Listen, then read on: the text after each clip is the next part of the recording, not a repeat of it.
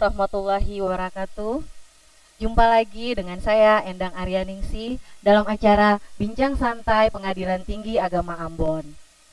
Hadir lagi bersama saya seorang narasumber, bukan Bang Poltak dari Medan apalagi Raja Minyak ini Mbak Saudara, tapi beliau adalah Bang Nasution. Bang Nasution ini adalah seorang hakim tinggi dari Pengadilan Tinggi Agama Ambon yang nama lengkapnya adalah Bapak Dr. Andus H. Alimudin SHMH. Keterkaitan dengan topik-topik kita pada acara Bincang Santai Pengadilan Tinggi Agama selanjutnya, kali ini kita akan hadir dengan topik yang senada dengan topik-topik sebelumnya, yaitu ialah hak-hak istri pasca perceraian. Sebelum itu kita menyapa dulu ini Bang Nasution. Assalamualaikum, selamat pagi Bang. Waalaikumsalam, selamat pagi. Siap ya Bang, kita akan kupas tuntas ini Bang tentang topik kita hari ini. Insya Allah. Oke, sesuai dengan judul nih Bang, apa sih hak-hak istri pasca perceraian? Terima kasih. Baru-baru ini ada surat edaran dari Direktur Jenderal Badan Peradilan Agama Mahkamah Agung sekitar bulan Juli yang lalu, nomor 1669 tahun 2021.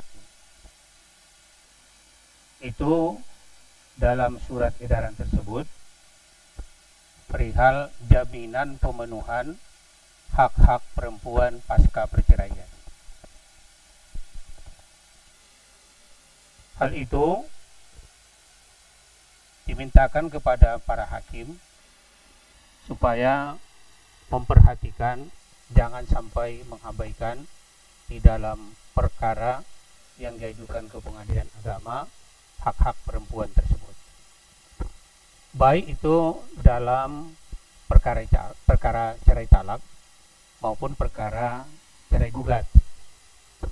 Dalam perkara cerai talak itu terdapat dalam 149 kompilasi hukum Islam di Indonesia. Yang pertama adalah mut'ah.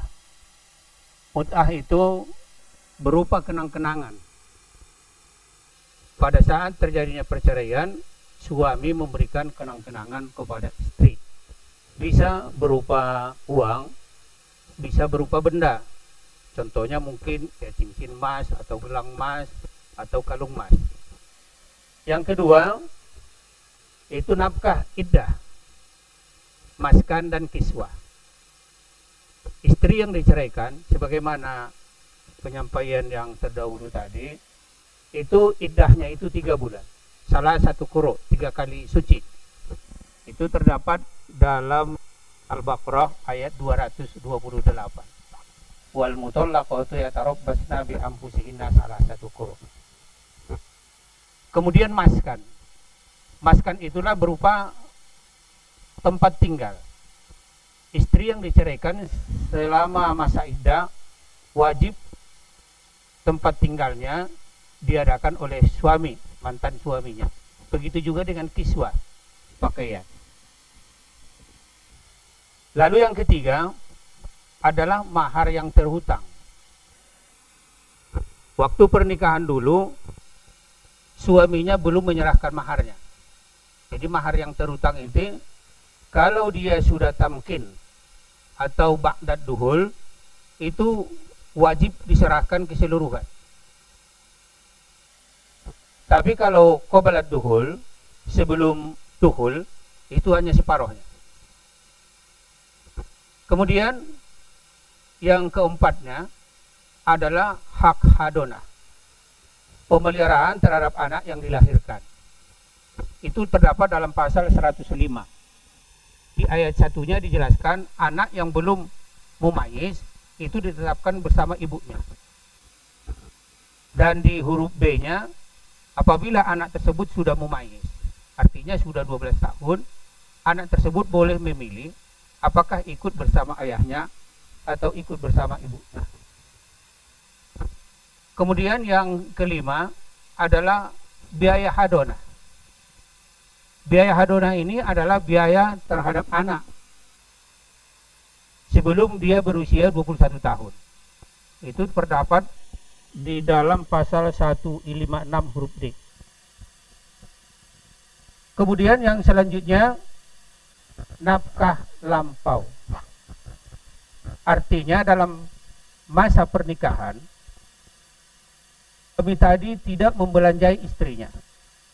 Jadi saat perceraian, istri tadi boleh menuntut nafkah yang belum dibayarkan oleh suaminya tadi. Lalu selanjutnya, harta bersama. Harta bersama ini adalah harta pencaharian suami istri pada saat pernikahan. Tidak dibedakan apakah pencarian suami atau pencarian istri. Semuanya itu jadi harta bersama kecuali ada perjanjian sebelumnya, pemisahan harta. Itu Mbak Endang. Lengkap sekali ya Pak tentang hak-hak istri pasca perceraian. Ada 5 haknya ya Pak ternyata seorang istri pasca perceraian. Luar biasa sekali Pak. Nah tadi yang saya tangkap di dalam Bapak menjelaskan hak-hak istri pasca perceraian itu ada materi tentang cerai talak dan cerai gugat. Boleh nggak Pak dijelasin perbedaannya seperti apa? Baik. Cerai talak itu adalah cerai yang diajukan oleh pihak suami. Mohon kepada pengadilan agama diberi izin untuk menceraikan istrinya. Itu terdapat diatur dalam pasal 66 sampai pasal 72. Itu dalam Undang-Undang Nomor 7 Tahun 89. Sudah direvisi dengan Undang-Undang Nomor 3 2006, revisi yang kedua Undang-Undang Nomor 50 Tahun 2009. Sementara kalau cerai gugat itu adalah cerai yang diajukan oleh istri. Pihak istri yang mengajukan itu memohon kepada pengadilan agama supaya pernikahannya diputus oleh pengadilan agama. Jadi berbeda. Kalau cerai talak itu yang menjatuhkan talaknya adalah suami, mohon izin kepada pengadilan. Kalau cerai gugat itu yang menjatuhkannya, itu memutusnya itu adalah pengadilan agama itu sendiri. Itu bedanya antara cerai talak dengan cerai gugat. Cerai gugat ini diatur kalau nggak salah itu pasal 72 sampai 86 Undang-Undang Nomor 7 Tahun 89. Oke ya, semoga saudara warga peradilan dapat menambah suasana ilmu pengetahuan dari penjelasannya Bapak. Ada satu lagi Pak, boleh ya Pak? Boleh. Apa pula nih Bang pengertian dari nusus? Nusus ini di kalangan mazhab berbeda pendapat, tapi tujuannya sama. Kalau Imam Maliki, beliau berpendapat nusus itu adalah terjadinya penganiayaan. Apakah penganiayaan suami atau penganiayaan istri sebenarnya? Nusus itu sebenarnya bukan hanya yang istri saja, suami pun ada yang nusus. Kemudian kalau Imam Syafi'i itu nusus itu pengertiannya adalah perselisihan. Lalu kalau Imam Hanafi, dia berpendapat nusus itu adalah ketidaksenangan. Jadi nusus istri itu adalah seorang istri tidak menjalankan kewajibannya sebagai istri, sehingga membuat perselisihan, membuat tidak kesenangan suami, terjadi pertengkaran dan lain sebagainya. Itu Mbak Endang. Nususnya suami Pak seperti apa? Nususnya suami Istri seperti saja, Pak. sama dengan yang tadi, ya, tidak menjalankan kewajibannya sebagai suami. Jadi terjadi juga perselisihan, pertengkaran, kemudian terjadi yang lain-lain, pemukulan dan lain sebagainya. Sama, tapi dia ada nusus istri, ada nusus suami.